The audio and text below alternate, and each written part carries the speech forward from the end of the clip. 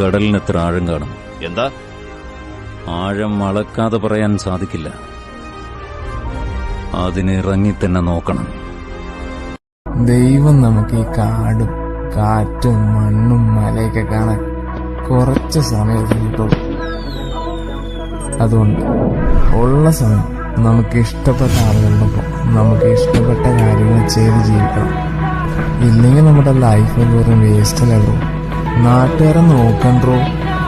നിങ്ങൾ പറക്കുബായ്. بكم على متن طائرة السعودية استعدادا للإقلاع المرجو